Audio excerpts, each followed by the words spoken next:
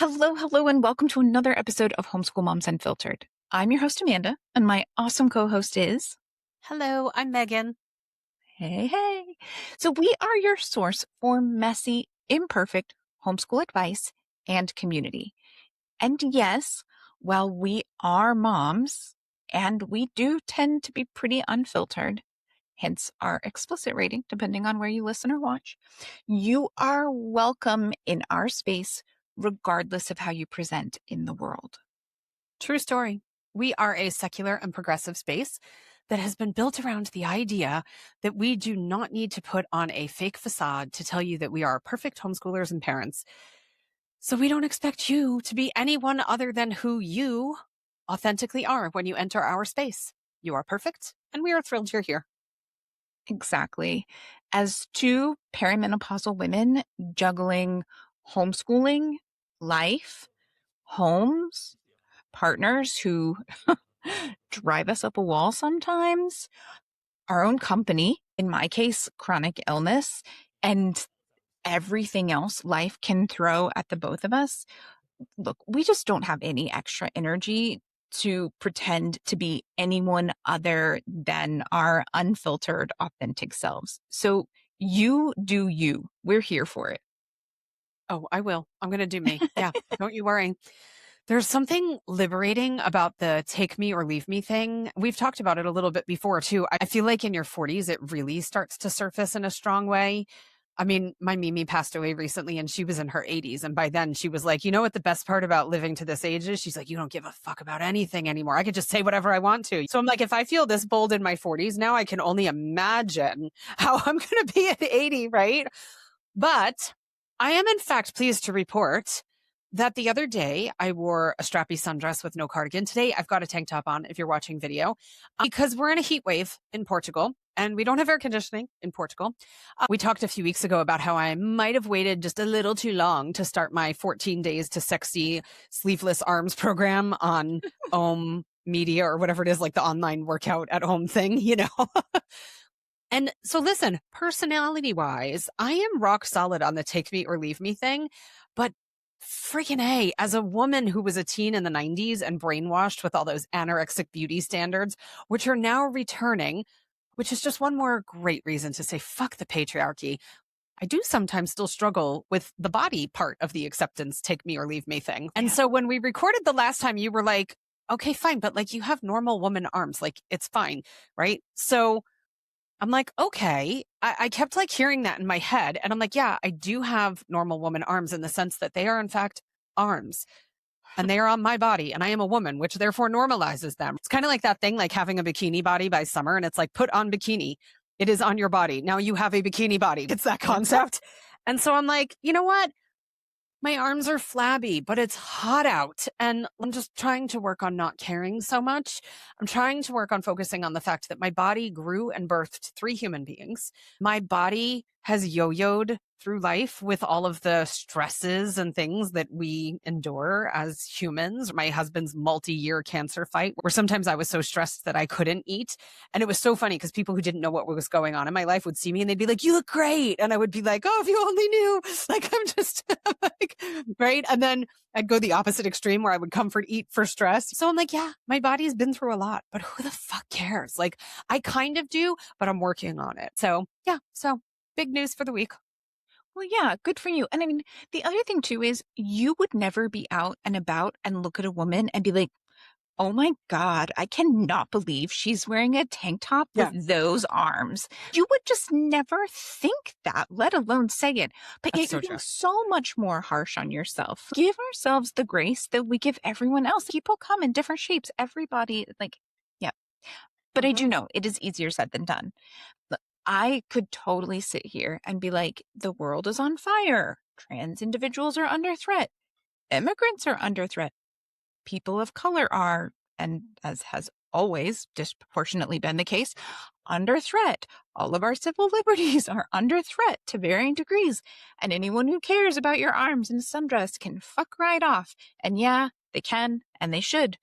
But all of those things have been so ingrained in us that it can be really hard to just let go of it. It kind of reminds me, staying with my parents for a few weeks, and my mom was just telling me this story about how they were recently going through the last several totes of stuff that belonged to my paternal grandmother, who passed away many years ago at this point. And they ended up with one tote almost completely full of Bibles. And my mom was like, what in the world are we supposed to do with all of these different Bibles? I have one brother that still churches. Like, do you want some Bibles? Do you want an He's entire like, bin full of Bibles? yeah. Because I'm like, there might be like the family Bible that you keep because of stuff that's written in it or whatever. But I'm sure so many families are like this. Someone has just collected all these different kinds and the freebie Bibles and the this and the that and like whatever. And my dad was like, just throw them away with all the other stuff we're chucking. We got to make like a big run to the dump. And my mom's first response was like, oh, you can't do that. And then she was like, oh, wow. Like years of fire and brimstone lectures really do pop up at the most random times, even when you think you've totally processed all that trauma. And that's just it. It's so true. You can deconstruct and unpack and do the therapy and do the work, and still, sometimes it just pops up. Actually, that whole thing ties really nicely into our topic today. So let's put a pin in that for right now and move on. Okay. Pin inserted. Check. Yeah. So if you haven't been picking up on what we're putting down here, we are not your typical homeschool space. We will not be sharing religious resource recommendations, perpetuating traditional family values, which, let's be real, is really just a code phrase for bigotry and misogyny. We will never release a unit study about the glory of the amazing adventurer who was Christopher Columbus. As if the dude was freaking lost. And if you've been homeschooling for any length of time, you know how rare this kind of space is in the homeschool world. So please go ahead and hit follow now so we can be friends. And because as progressive secular homeschoolers, we need to stick together. True story. That and the fact that between us, we've been homeschooling and working as educators basically forever at this point, it feels like. And so we've built every resource we wish existed when we were new to homeschooling. So you don't have to cobble together information or piece together all of the puzzle pieces on your own. We have tried really hard to make sure that we've got you covered. Okay, so all of that said, today's topic is all about the uncertainty and fear that often comes with homeschooling. And let's be real, there is plenty of it. If you're still at the early stage where you're considering homeschooling and you're feeling uncertain and maybe a little overwhelmed, a bit scared, you might be thinking, am I trying to shove a square peg in a round hole? Is all of this fear and uncertainty in my gut telling me that I'm making the wrong choice? Should I be listening to my gut? Is this my instincts screaming quite loudly? Danger, danger, Will Robbins. Yeah. If you're already homeschooling, and this could be true if you're kind of sort of new or years in, you might also be feeling uncertain and nervous. I know Amanda does a lot of coaching sessions around transitions from kindergarten to elementary and middle school to high school. Questions like, what if I'm not doing enough? What if I fail my kids? Was this a terrible choice? So today we're going to be unpacking all of that. And we think you're going to be breathing a little bit easier after this conversation. So stay tuned. But first, we begin all of our episodes with a weekly recap. It's part of our anti-influencer keeping it real vibe around here. We like to share the highs and the lows so that when you're in a low, you're not sitting there thinking, every homeschool parent on Instagram seems to have their shit together. And here I am with things just crumbling around me. I must not be cut out for this, and I suck. And we promise you that's not the case. So we like to share a balanced overview of homeschooling life and just whatever else is new in our worlds before we dive in. So how are things with you, Amanda? Well, it is safe to say our end of the current school year can best be described as just crash and burn. I mean, in many ways, it doesn't matter. We'll do history over the summer, so it's fine that we didn't finish it. I mean, it would be fine either way, but my kiddo loves history, so he'd be bummed if we just dropped it and moved on. He doesn't want you And cheating him. Yeah. that's it. He'd be like, there were some things in here that I was really looking forward to. I don't think so. And we are going to try out a new math curriculum over the summer just because we do a sort of modified year-round homeschooling anyway that suits us with the breaks and the traveling and the stuff that we do. And it's a good time to just kind of trial something and see if it's a better fit. But we do have an oversight teacher because we homeschool in that homeschool charter system that they have in California. And we still have to meet with her one more time. And I need physical samples of everything to show her for the last couple of weeks. Technically, she only needs 4 samples for 4 different subjects, but we have a newer teacher and she likes to really cover her bases. So she likes to have more than a dozen samples and she wants to see all kinds of stuff. So we we really need and online stuff doesn't count. Like I can print off that he's completed things or like grade reports from online websites, but she won't count any of that.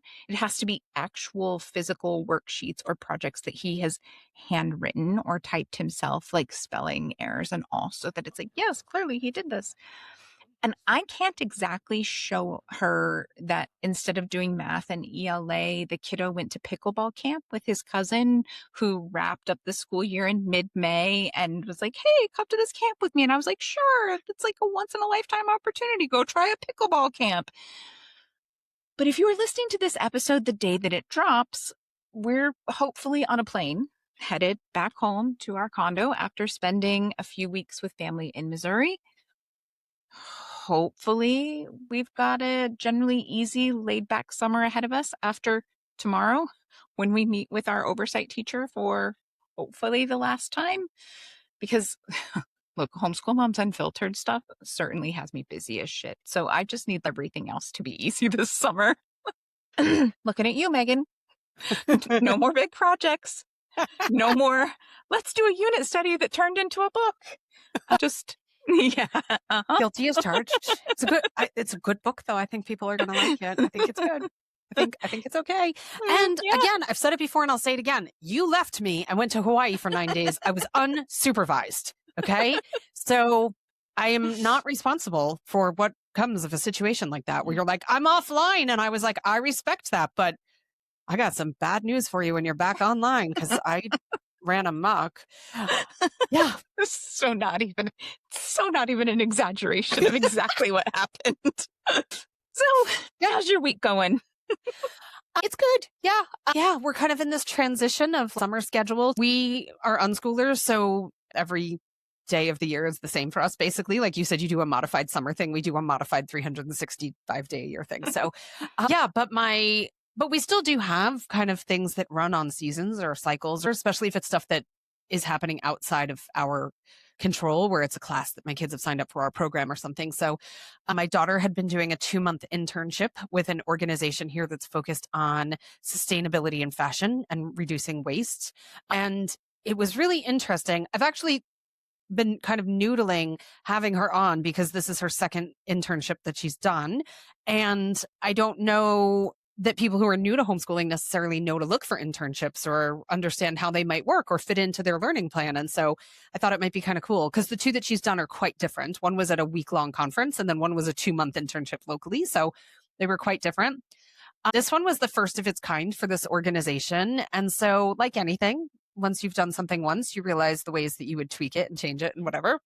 So there's plenty of that has gone on. But it's also been a really awesome experience. She's loved it. She's worked on some really cool projects. She's been passionate about the projects she's worked on and all that kind of stuff. So it's been a really cool experience. So she's finishing that up. And then my youngest kiddo, we made a really big decision. And I don't even know if I've talked about it on the podcast before, where he left his math tutor that he's been with for forever, who we both adore and who's wonderful. And I would highly recommend, but he's in Pacific time. And I have a kiddo who is not a night owl. He's a lifelong insomniac. And he takes his ADHD pill at a certain time and it wears off at a certain time. And classes were just too late for us. We're 8 hours difference from Pacific time. And sometimes he would want extra tutoring on something. And so when you only have this little itty bit of overlap between when you're awake and your brain's functioning well and when that person's awake, it was limiting. And so he's officially starting high school this fall if we cared about grade levels. And so I was like, you have 4 years of heavy math, and because he loves math, that's his plan. That's what he wants to go to school for. This isn't sustainable for you two to have 2 overlapping hours, and you're practically asleep on your desk by the end of the second one. But he loves him and he's been with him for years. And it was a huge decision for us to make. And it took many, many, many conversations over a very long period of time.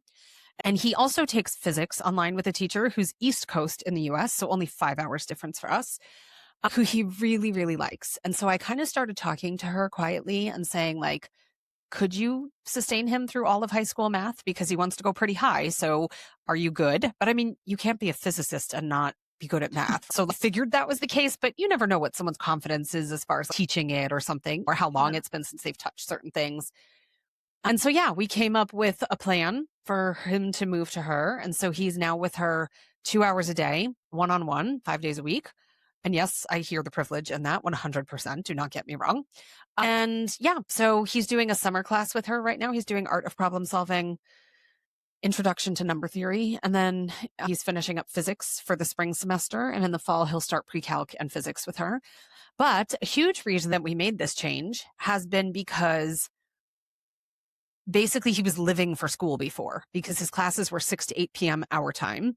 And he was always so tired by the time class ended at 8 that he would reserve all of his energy for the whole day and never wanted to go anywhere or do anything. Because he's like, if I do, I'll be even more tired then. And his last class of the day was AP stats. Like, you can't go to AP stats tired. So we've been doing that for a year now. And so now a lot of the things that he had become desensitized to from a sensory perspective, we now have to desensitize to again, because he wasn't going out and he wasn't doing these things. And so we're just taking really small baby steps, like revisiting the world of the living during the daytime.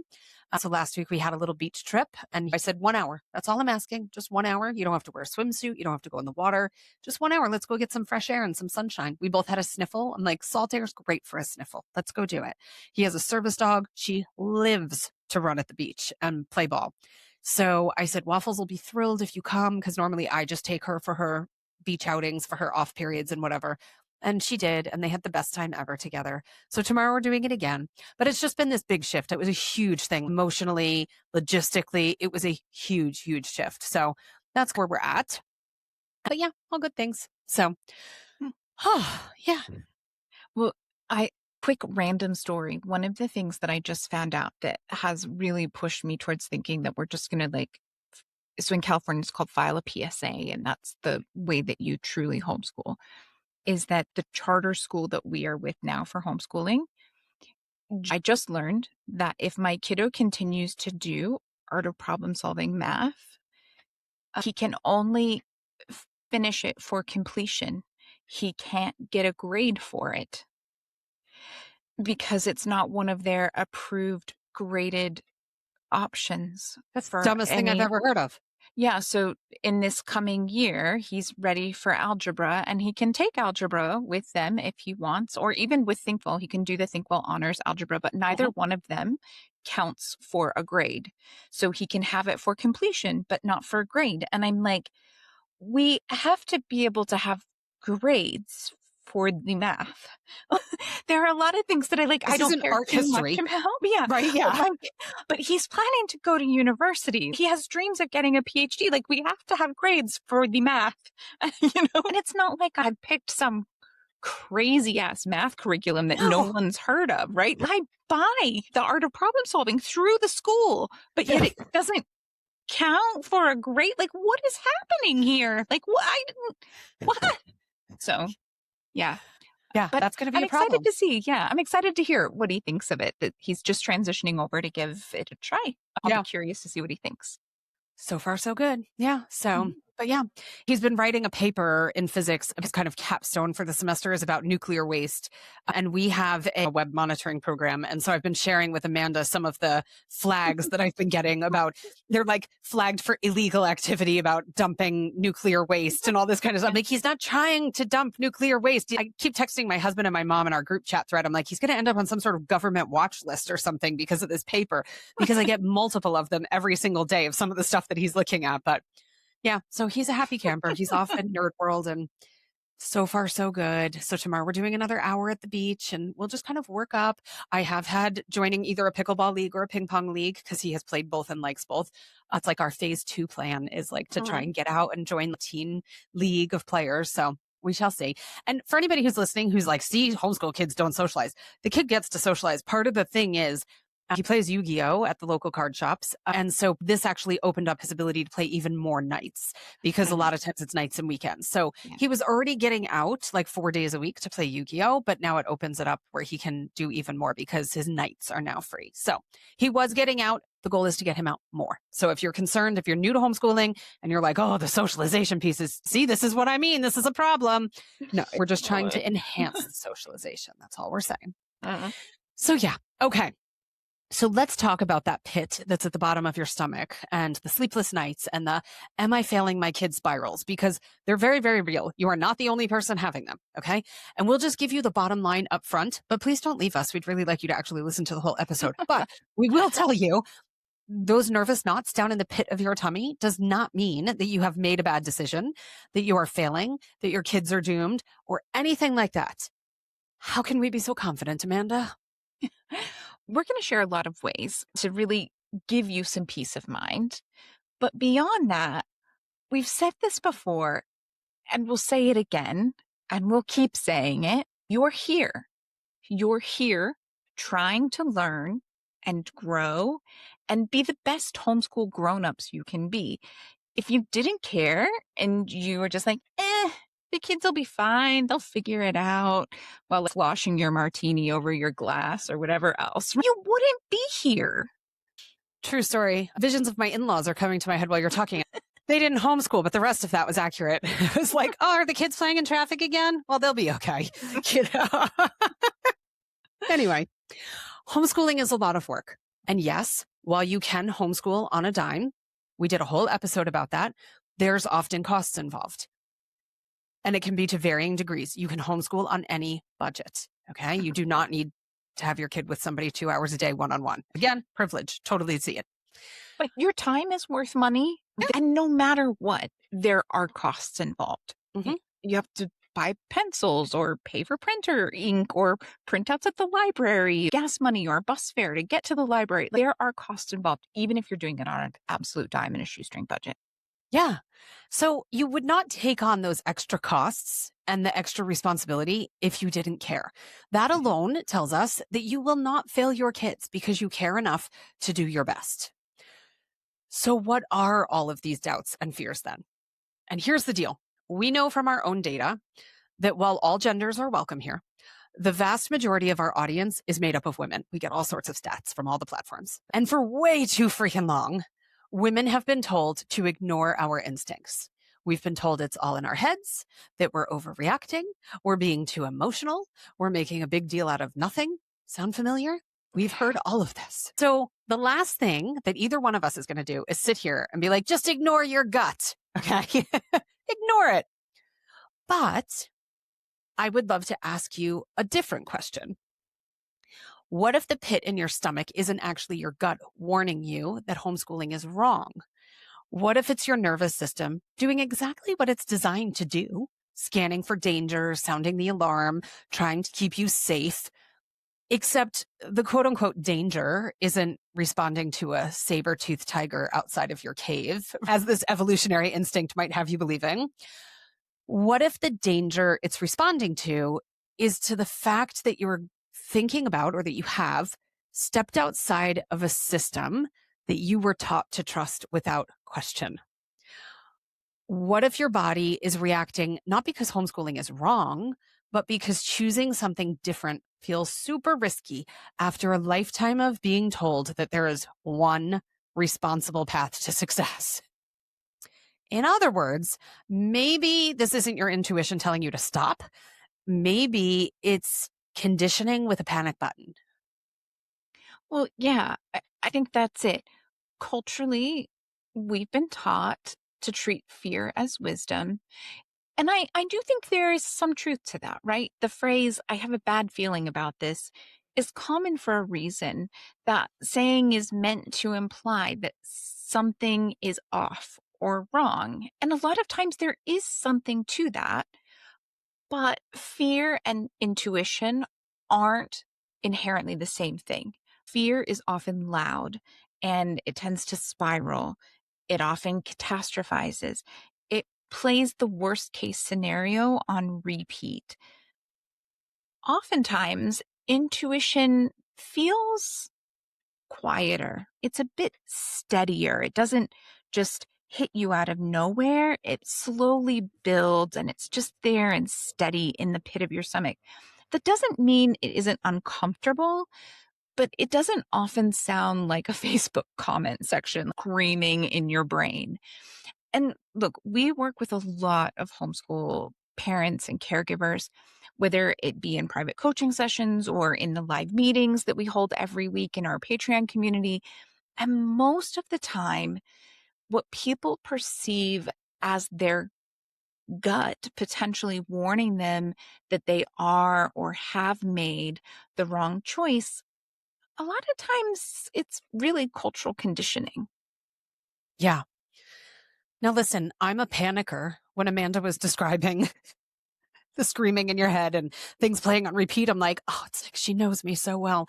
I can reach stage 5 terror level alerts in my brain so fast that if anxiety was an Olympic sport, I would be the Michael Phelps of anxiety. I would be on the cover of the magazines and the cereal boxes. But here's the deal. Logic doesn't work when you're panicking. So take a breath for a second and try to calmly, as best as you can, consider this.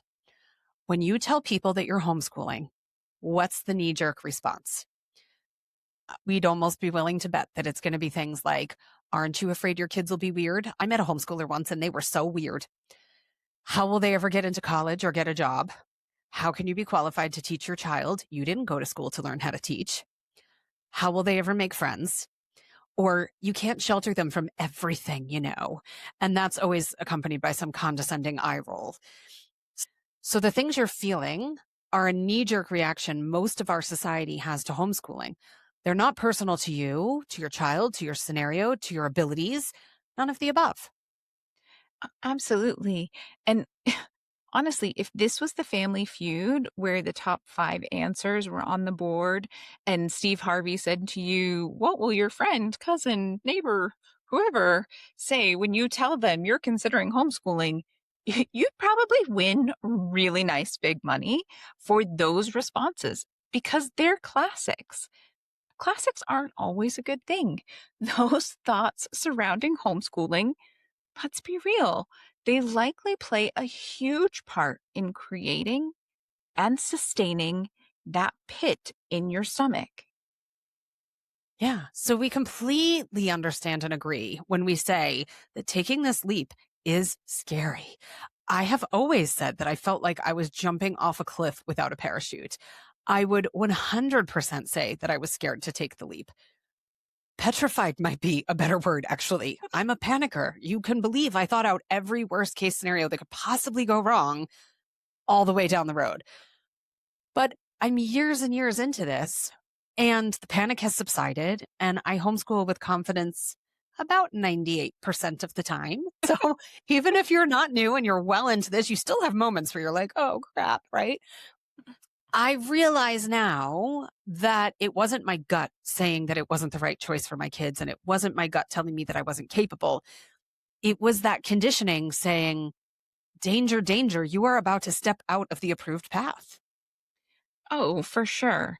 I mean, the first time I wanted to homeschool, I'm not going to lie, I was low key both frustrated but also relieved when my husband refused to get on board. He was just like, no, not going to happen. And of course, I was super annoyed and frustrated and like, how dare he override my wishes, but also relieved enough that I was like, okay, we'll roll with this for a year and see how it goes. He gave you the easy out, right? Yeah, that Yeah. was, yeah, Mhm. like, well, okay, I guess, like, whew, guess we don't have to actually see if I can make that work. And realistically, I probably could have pushed him to agree to homeschooling earlier than he did, but I was absolutely apprehensive for a whole bunch of different reasons. And we need to acknowledge just how deeply school, being the inevitable, is built into our culture. It is not viewed as just one option or an available tool. It's maybe getting a little bit more post pandemic because virtual school is much more common, but it's still just another flavor. It is the accepted default childhood setting. And then for some reason, there are all of these options within that setting. Virtual school is a little bit different, but you've got choicing in, charters, magnets, private school, religious school. Heck, some places have even embraced vouchers. Don't even get me started on that soapbox. But stepping out of that system completely, that's still too far, too hard outside of the box for just a lot of people. So when you're considering homeschooling, or you've embarked on this learning journey, it doesn't just feel like you've made an educational choice. It's not, oh, we're going to learn differently. Like it feels different than deciding between the Montessori private school and the public school at the end of the block or the charter school in town. It feels like you're breaking a rule. It feels like you're opting out of normal. It feels like you're personally taking responsibility for something that most people outsource, maybe because they know more than you about why they should outsource it. And look, that is a lot to carry. Yeah, it definitely is. But the only thing that I could suggest here then is to try to reframe that heaviness and that weight that you're feeling bogged down with making this decision or really throwing yourself fully into this adventure is maybe try to reframe that weight as how much you care and how invested you are in the outcomes. Because honestly, if you weren't at least a little bit nervous or engaging in the occasional panic spiral about taking responsibility for your child's education, that's probably more concerning. That might be a little too much confidence in those situations. We see that a lot these days with people where you're like, you have a lot of confidence for an internet degree. Yeah. Um, Google did not have all the answers. Totally off topic, side quest. I don't know if you've heard about it, but there is a nuclear leak in Garden Grove, California, like not far from Mm-mm. Disneyland. And Oh, they're trying to figure out like, what to do about it. And they put out all of these potential evacuation warnings in case it fails or explodes or all of this kind of stuff. Because I live in Southern California, this notice comes across and they're like, the Orange County Fire Authority has asked people to stop calling in with suggestions for how to fix the leak. stop it. I'm not even kidding. Like, because these days, right? People are like, all of those I did people my trained own in research. hazmat. Yeah, they Yeah. don't know. Google told me, ChatGPT. Google now gives a really good AI summary when you type something in. So I've got an idea. I'm sure their specialists haven't seen or thought of. Just like, shut up, right? So, I mean, Spencer Pratt is an actual contender for mayor in Southern California. So, I don't even. maybe the sun is like affecting people's brains or something. I don't know, but I guess I shouldn't be surprised, but that's freaking hilarious. Oh my gosh. Yeah. So, listen, if you've been homeschooling for a little while, and you're finally feeling like you got your footing and things are kind of going smoothly and that knot in your tummy is loosening and you didn't vote for Spencer Pratt, just know that it can and honestly very likely will come back. That knot is not gone forever because you'll enter a new phase or you'll need to make a big decision at a fork in the road. I've mentioned it off and on, but this past year, we officially started middle school. And yeah, there were some moments and some really big decisions. Now, it wasn't a pit in my stomach, like when we were brand new and first starting, but there were moments, right? There were pro and con lists. There were some big conversations with my husband about which is the best path forward. There were some tough conversations with my kiddo. So just don't be surprised when it pops up again down the road. But hopefully it is in a less intense way. Yeah, I would say that's accurate because I still have that. I mean, I was nervous about making this change with the math teacher, but it wasn't that paralyzing thing from the beginning. It was just like this is a big change in life kind of moment. All right. So we are going to talk about what to do with those feelings or different ways to interpret them because us just saying it's normal and you've got this is about as helpful as my husband telling me to calm down when I'm in the middle of a panic attack. That goes really well for him. Okay. So first, I'd love to go back to those Family Feud questions from just a few moments ago and say we've done episodes on just about all of those topics individually to diffuse those bullshit knee-jerk reactions. And I've written a book called 101 Comebacks to Homeschool Objections.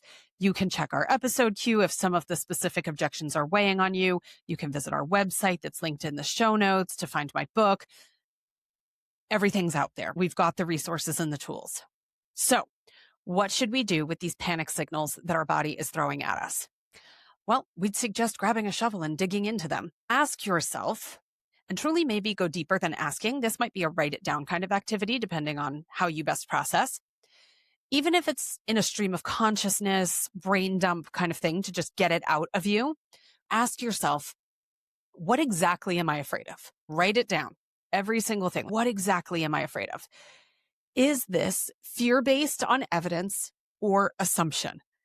Again, if you need data, we are like queens of data. Okay. Our books and our online resources packed with data. We cite our sources. We link the studies so that if you want to go deeper than the overviews that we provide of the studies, if that's what's going to calm your nervous system, go.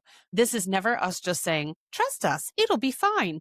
We love data. We have tons of it and we make it available. Ask yourself, is this fear about my child or about what other people are going to think? Ooh, that's a big one. Is this fear about homeschooling itself or about me not having a plan yet? Is this fear pointing to a real logistical issue that I need to solve and remove that roadblock? All those things might be helpful. Look, I'm just going to say Megan loves to write shit down. I Mhm. do not. So if you just want to turn it over and over in your head, that is totally okay too. I'm walking to do something and I'm thinking about things. I'm taking a shower, I'm mulling things. I'm chopping vegetables, I'm mulling over things. I am not a write it down person. It is okay. Either way, once you have broken down the real specifics, right? The specifics behind the feelings, you can actually do something, take action. I don't know about you, but action tends to be very helpful for me when I'm feeling nervous or overwhelmed or just generally unsure about something. Mhm. So, really try not to get stuck in that negative space. So, what that might look like is if your fear is, I don't know the laws yet, learn the laws, do some research. But your fear might also be, I don't know how we'll afford this. Okay, that's okay. So make a budget, just like you do with your other household expenses. Or maybe it's, my kid needs therapies or supports. That's fine and totally legitimate. Do some research, build a support plan. Maybe it's, I'm worried about isolation. In that case, prioritize community from the start. Find the groups. Sign up for a trial day at a co op or a drop off class. Look into options for extracurriculars and rec center sports or classes. You can do all of this research before you dive in so that you are addressing those underlying fears. Mhm. 'Cause fear and anxiety can tell you where you need support. They do not automatically get veto power over the decisions you make about your child's education, safety, and future. Yeah. Yeah, absolutely. So let's do a little time hop here and imagine that you've already made the decision to start homeschooling. If you're following influencers who show you videos of them skipping through fields of daisies and full days of smiling and blissful learning? Well, number one, you have set yourself up to fail. If you have this ability to filter their BS through a strainer, which let's face it, is really, really hard to do because social media, we know, is designed to be a psychological mindfuck experiment on humanity. We know this. We've heard from the people who created some of these platforms tell us that. So as much as you're like, yeah, I can filter it. I know the difference between what's real and what's a facade. Well, we think we do, but man, do we have a lot of issues in society because it's not fully filtered out. Unfollow those people. If they're not supporting your journey in a positive way and they're not bringing magical things into your world, get rid of them. Yeah. But also, number two, just know that if you've made this decision to start, you are going to have some rough early days. Most days do not look like the skipping through fields of daisies thing for veteran homeschoolers, let alone new people. Okay. But hard days are not an indication that you've made the wrong decision. I feel like that bears repeating, Amanda. Do you agree? Absolutely. Hard days doesn't mean you've made the wrong decision. Yeah. Something can be hard and still the right choice. Something can be unfamiliar and feel completely alien and still be the healthy long-term choice. Something can require adjustment, meaning it's not perfect from the beginning, but still be better than the thing that you left. I just watched this podcast the other day, Diary of a CEO. I've never heard of the podcast before, which is on me because they have like 5 million followers. But Alex Honnold was on. And because I will watch anything Alex Honnold, my algorithm was like, oh, she'll watch this for sure.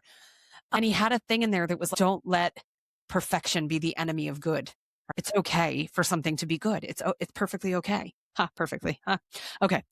So even if you have deschooled effectively, and yes, you 100% need to listen to the episode about deschooling, read our book chapters on deschooling, take our online course that covers deschooling. It is essential. Even if you have done that, like the deschooling rock star that you are, you can still expect family rhythm changes to have a few hiccups. I mean, hello, we're changing our rhythm. I'm 11 years in. We're changing our rhythm this year. There's going to be hiccups. You can expect kids to test boundaries because, hello, kids, that's what they do. That's part of their development. It's actually healthy for them to do that thing. You can expect to feel tired. You can expect to feel directionless, rudderless, and still know that none of that means that you have made the wrong choice. It means you are transitioning out of one system and into another way of living and learning. We don't expect kids to switch schools, move countries. We don't expect you to start a new job, for any human to recover from a burnout period without adjustment time. But somehow homeschool parents expect that first week to feel like a peaceful montage with muffins and watercolor maps and all of these things. And it's not natural. You're not setting yourself up for success. If it goes that way, great, awesome, amazing, super happy for you. But odds are it won't. But a bumpy beginning is not a failed homeschool. It's just a beginning. Most things are bumpy in the beginning. And please don't be that asshole who goes on a group and is like, our first week was amazing. And then your second week absolutely nosedives and you just then hide behind your screen. Yeah. Because that only feeds into this like, oh my gosh, like the highlight reel. I can't live up to their highlight reel. Because I see that happen a lot. We see all these things about the older children who are kind of the people pleasers and they want to make their parents happy. And so the first week they show up and they do all of the things and they plaster on the smile. And then the second week they're like, oh, this is the new normal. Like reality. Yeah. I don't know, dog. Like, so I guess big picture, I really like relationship analogies. But it's kind of like a breakup. No matter the reason or the way it happened, there are probably going to be days over those first few weeks and in some cases months and even years that just don't feel amazing. It doesn't mean you're rushing to get back together. It means that you're human. Maybe you have an evening where you're like, oh, it kind of sucks to be single. You're not like, oh, it sucks to be single. I better get back together with that douchebag that I'm really happy to not be with. You're just human. And so if you're looking through a homeschool lens, that might mean over time, you're should I homeschool? Those fears might start to sound more like, am I doing enough? Are they learning enough? Are we too relaxed? Are we too structured? Should we be doing more math? Should we be outside more? Should we join a co op? Should we quit the co op? Why does everyone else seem to have a better rhythm? One of the biggest themes of homeschooling is freedom, but too much freedom with infinite possibilities can also feel terrifying and so overwhelming sometimes. And Mhm. just because there's no principal handing out star student awards or honor roll certificates based on very specific metrics, it leaves a ton of room for us to become our own harshest evaluators. And sometimes that means we only see potential pitfalls, or we really focus in on the failures and forget to look at all of the successes. Mhm. So again, I feel like we're saying, like, don't do this or try to reframe this way. But really, if you can reframe this not as a I'm failing, but rather I care deeply and don't have enough external reassurance. And yes, that means you should come to our next Patreon meeting where that reassurance will be provided without the ick of toxic positivity. But find that reassurance somewhere. A lot of times, that's really what it comes down to. Everyone needs to be told they're doing a good job sometimes. Oh, heck yeah. Well, and I found it interesting that "Am I doing enough?" one that you rattled off, which is super intriguing because it's so common. We hear that one all the time. But that can really be a slippery slope because there's always more you can do. You can add more books, more field trips, more writing, more math practice, more documentaries, more nature time, more social opportunities, more life skills. Oh, like you're going to be dead on the ground by the time you're done with all that kind of stuff. And your kid's going to be so burnt out. So we have to remind ourselves that no child in any educational setting is getting everything, even in an incredible school environment with one of those magical teachers that pours every ounce of their being into their students. School kids are not getting everything. And the odds are good that if your kid was in that magical environment where it's just education utopia, you wouldn't be here listening to an episode about homeschooling, right? Yeah, you were like, So I think I'll leave Utopia and try this new thing. yeah, exactly. So your kids weren't getting that anyway. Kids in traditional school miss things. They have gaps. They forget material. They have weak teachers from time to time. It's like a crapshoot every single year. They have lost instructional time. They learn some things super deeply and other things they kind of skim and take the test and it goes out of their brains, never to be seen again. So we have to make sure we're comparing apples to apples when we're judging ourselves in this way as well. And then on top of that, we have to acknowledge that many parents make the choice to homeschool because the traditional school option didn't fit their kids' needs or isn't the vision that they have for their kids. But then at the same time, they compare their absolute best homeschool efforts to this imaginary version of school that probably didn't exist in the first place. And that's just not a fair comparison. Why are you doing that to yourself? Be nicer to yourself. Give yourself a fighting chance at least. Yeah, no, absolutely. I am all about embracing good enough, right? Not perfect, not even ideal, but an average of, yeah, good enough. It's good enough. So try flipping the script. Instead of asking, am I doing enough? Ask, is my child growing? Are we making progress over time? And yes, two steps forward and one step back is still forward progress. Yes. Do they feel safe enough to learn? Are we addressing the basics? Are we making room for curiosity? Do I know where they need support? Am I willing to adjust when something isn't working? And now remember, between us, I am the academic aggressive homeschooler, and even I will tell you that enough is steady growth, support, connection, and the willingness to keep paying attention. Hmm. Yeah. All right. Now, I'm not going to hammer on this because we have done special episode drops and little things here and there, and we've been talking about it. It's all over our social medias, but we are coming up to the release of our book. We are so super, super excited about it. The official release where you can buy it from all the Ingram Sparks online folks and Amazon, because Amazon is still very, very prevalent, right? It'll be June 23rd, but you can still go and do the special pre-order bundle on our website, which is homeschoolmomsunfiltered.com.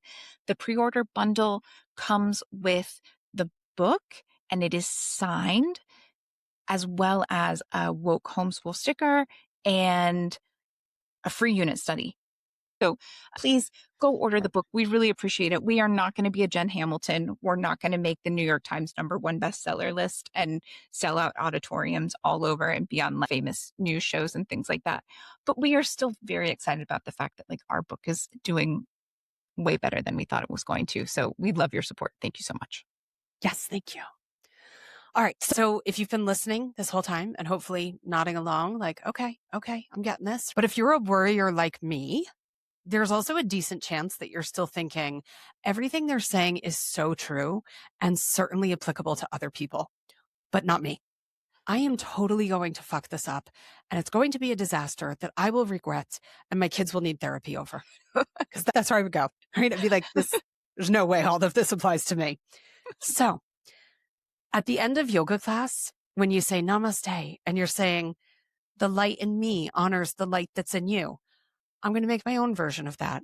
I'm going to run with it. And I'm going to say, okay, the illogical, quick to panic side of me sees and honors your fears as well. And we're going to go down your rabbit hole together because I would be in that rabbit hole with you if I was new. Perhaps sometimes fear isn't just conditioning. You're like, this is true for other people, but not for me. The fear is telling me that I am making the wrong choice. Maybe it's pointing to a real need. Okay. So again, we can address the need. It's okay. Yeah. Some examples of those things might be you perhaps don't have a safe or stable home environment for learning right now. And that might be the case. And that might be something that you feel I need to address before I can fully jump into homeschooling. And that's a-okay. Your child needs support and you have no plans to access support. Again, to Amanda's point before, hopefully you can build out a plan that opens up access to support. We just did an episode recently about IEPs. We're happy to talk to you individually. We're both homeschooling kids who are neurodivergent. Come chat with us. Perhaps you're trying to homeschool because of pressure from someone else and not because it fits your family, which is ironic because usually it's the other way around. Usually there's lots of people telling you not to homeschool. But perhaps you have a parenting partner that's kind of putting this pressure on you and you're not feeling ready yet. Okay, that's something that can be addressed, worked on. Maybe it comes to yes, you homeschool. Maybe it comes to no, you don't homeschool. But you can dig in with that shovel and get to the bottom of where those feelings are coming from. Perhaps you're so burnt out that you need support before you can take on more responsibility. Oh, we just did an episode about invisible labor in homeschooling. It's a very real thing. So can those supports be put into place? Is that something that's possible? Is there a way to maybe change your vision of what homeschooling looks like to make it more doable? That it doesn't require you to invent all your own curriculum and things like that. Because some people enter into it that way. And maybe that works for some people, but it doesn't have to be that way. Maybe your child is begging for a different option. There are so many kids that we hear about who are like, can you please homeschool me? Can I please leave this environment? And you're not there yet and you're not ready yet. And that's okay. But even then, the answer may or may not necessarily be homeschooling is the worst choice ever for you. It could mean it's time to build more support. Slow down, make a transition plan, find some community. Hi, we'll be your community. That's what we do. Outsource things strategically if you're already overwhelmed. Where can you get some help? Get professional help where needed. And that could be mental health support, or it could be coming to meet with us for professional homeschool support. It could be any of those things. Perhaps you're going to reassess the timing and see maybe this isn't the time, but you could make a 6-month roadmap to your homeschool start. So Just like we did before, where we got to the root cause of the emotional issues, we can do that again. Is this fear because you're stepping outside of the norm? Or is this fear because there are practical needs that deserve attention and deserve to get these logistics in order before you're like, yes, I'm in? That's okay. You can take that pause. Yeah, no, absolutely. And if you're already homeschooling and unable to quiet the big feelings, take some time to ask yourself, what has improved since we started? Hmm. Where has my child grown? What is one thing that is working? What's one thing that needs adjusting? Am I comparing our real life to someone else's curated snapshot or highlight reel? Am I expecting myself to provide every possible educational opportunity all at once? What would I tell a friend who was feeling this way? Oh, that's Right. a good one. Just like we were talking about, like you would never look at someone and be like, whoa, your arms, you shouldn't wear that shirt. Like, you would be so much gentler and more supportive of a friend. Hmm. Do that for yourself. Panic thrives in vague doom. Specific questions make fear less powerful. It is so, so important to remember that success does not always look like perfect test scores, grade level everything, a color coded schedule or spreadsheet, kids joyfully doing schoolwork every day. Success can look like some of those Yeah. things, but it does not have to look like that. Success might look like a child who no longer cries every morning, or a kid who is rediscovering curiosity and asks you to find them some resource or to buy them a book. Can I get this book when you're at the library and you're like, oh, that's not even Yes. like, yeah, yeah, like that's not even just a Geronimo Stilton book, an interesting book. It might be a teen finally having time to sleep. I Hmm. mean, my nephew was just telling me he's starting a new school in the fall and school starts at 7 a.m. And like, he has to take the bus. I can't even imagine what time this poor kid is going to have to get up to catch the bus to Hmm. start school at 7 a.m. What is this nonsense? Success might look like a neurodivergent learner getting accommodations without a fight. Yes. Maybe a family with less daily conflict. Who doesn't want that? A child making progress at their own pace. Maybe it's a parent and child repairing their relationship after school trauma really put them at odds. Hmm. It could be a learner finding interests that actually matter to them. Success can look so many different ways. Success might also look like a kiddo who just gets up and does certain work. Maybe they're not that excited about it, but they just get it done.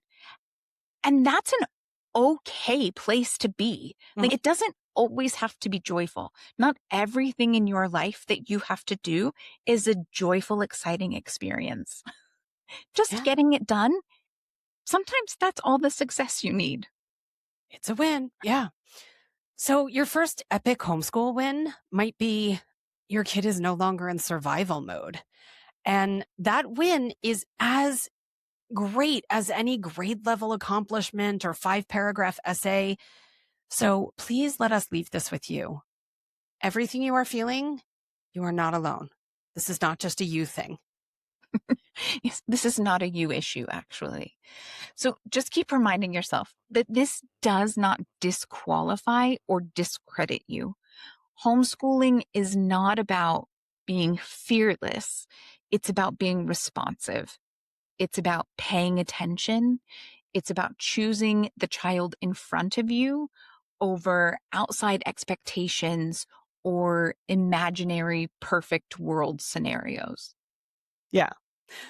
And knowing that you don't have to do this alone, we have endless resources and support at the ready for you.